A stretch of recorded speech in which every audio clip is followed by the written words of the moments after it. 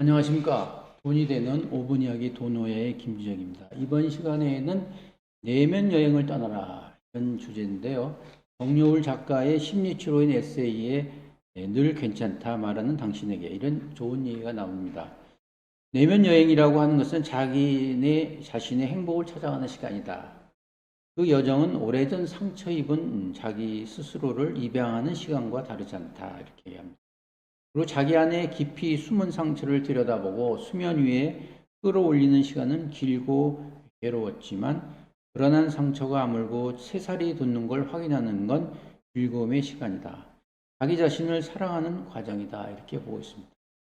물론 기쁨과 행복을 다 원하죠. 그러나 항상 그것만 있을 수는 없죠. 오히려 상처가 있을 때 그것을 자기 내면의 치유로 자기 성찰의 시간으로 할때 그 상처는 오히려 자신의 두터운 보호막이 되지 않나 이렇게 얘기하고 있습니다. 세상은 누구나 상처를 받지 않을 수는 없습니다. 부자든 가난한 사람이든 학식이 있는 사람이든 없는 사람이든 상처에서 벗어날 수는 없습니다. 문제는 상처를 어떻게 치유하냐 문제이죠.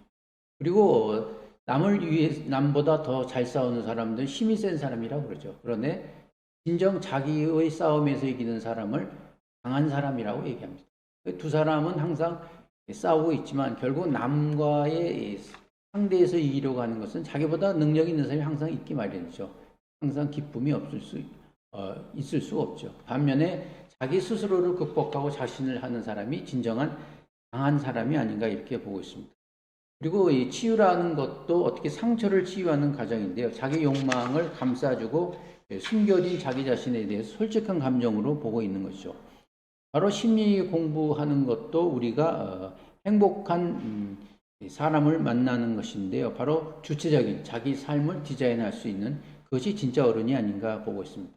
특히 지금과 같이 복잡 단단한 시대에서 괜찮다는 말을 통해서 상처받지 않는 이런 방어 기제가 굉장히 중요한 것인데요. 인생이란 거대한 방향이 흐름이 있죠. 그렇다고 해서 태풍이 불지를 않기를 원한다. 그러나 태풍이 불지 않으면 바다 밑에 있던 그 거대한 쓰레기와 그리고 많은 것들이 일어날 수 없죠. 그리고 그렇다고 바람이 안 불면 또 배가 갈 수도 없고 이렇게 되고 있습니다. 그리고 이제 혼자 타는 배라고 하는데요. 옆에 사람이 아무리 얘기를 해도 결국은 키를 갖고 있는 사람은 자기 스스로이기 때문에 영향을 받기 위해서는 자기 스스로를 성찰하고 이해하고 자기를 숙고하는 수는 없다 이렇게 보고 있습니다. 결국 자기 표현을 잘하는 것도 치유의 첫걸음인데요. 자기 표현할 때 자기 자랑에 그치는 것이 아니라 자기 감정을 분명히 얘기하는 것이 자기 표현이라고 하고 있습니다. 프랑스 철학자인 시몬 베유는 중력과 은총에서 복수하고 싶은 이 욕망은 균형을 잡기 위한 본질적인 욕망이다 이렇게 얘기하고 있습니다. 복수심은 유치한 감정 같긴 하지만 기울어진 마음 상태를 찾고자 하는 원초적인 욕망인데요. 그거 역시 자신에게 상처가 되었던 것을 감싸주고자 하는 이 감정인 것입니다.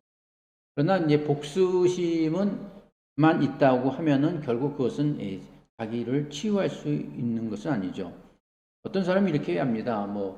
복수심보다도 용서는 더 중요하다. 그렇습니다. 본능적인 감정이 아니죠. 용서는 그 어려운 자기 감정을 이제 싸움을 포기하는 것이 아니라 그 싸움까지도 포용할 수 있는 그러한 자산인 것입니다. 그래서 내가 원하는 것을 찾지 못한다 하더라도 그리고 환경이 바뀌어주지 않는다 하더라도 복수를 한다든가 분노를 하는 것은 옳지 않다고 봅니다.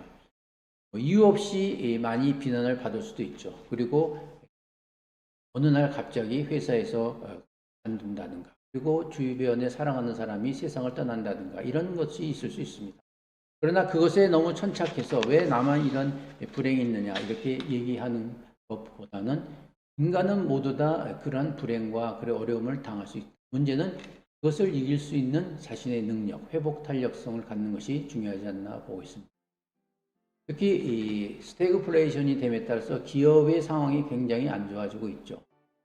따라서 직장인들 그리고 사업하는 사람일수록 더욱더 이러한 자기 스스로에 대한 용서 그리고 삶에 대한 철학 그리고 세상에 흐르는 혁신적인 사고방식을 통해서 어제보다 오늘 나은 하루하루 되시기를 바라겠습니다. 감사합니다.